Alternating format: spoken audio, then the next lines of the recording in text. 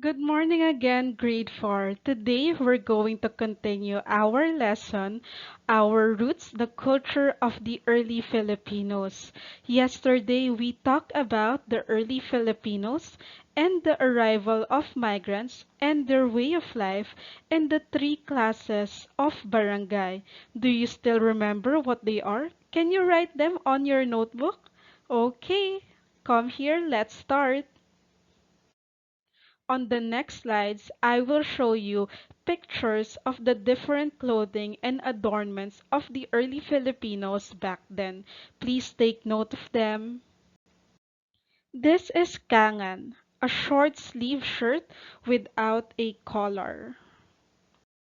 Bahag is worn by men. It is a piece of cloth that was wrapped around the waist and between the legs.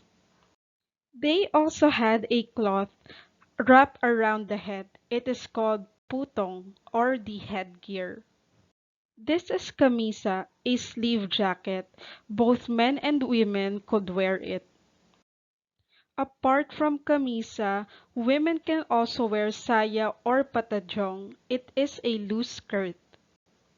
The early Filipinos also wore many ornaments like bracelets, necklaces, earrings, and anklets. Tattooing was also very popular. For the men, tattoos were a sign of their bravery in war. Let's look into the governments and laws of the early Filipinos. The Malays brought their system of government to the Philippines. With this system, there were many barangays but no national government. The Datu acted as the ruler, lawmaker, judge, and war commander of each barangay. A council of wise elders served as his or her advisors. Many laws of the early Filipino communities were passed orally from generation to generation. Other laws were written by the datus and the council of elders. How do early Filipinos earn their money? It is through agriculture, the major economic activity.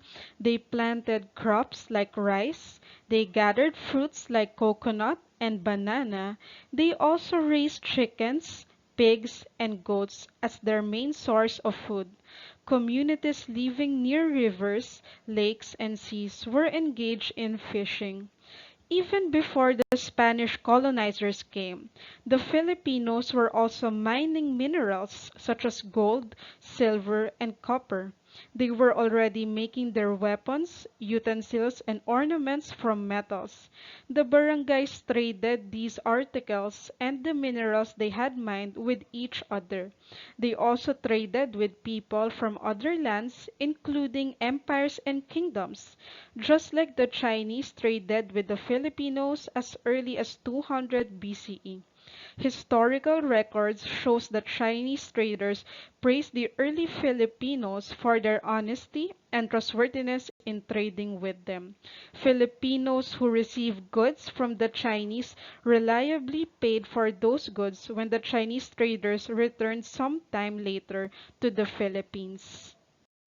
Today, we learned about the second part of the culture of the early Filipinos. Did you learn something today? I hope you do.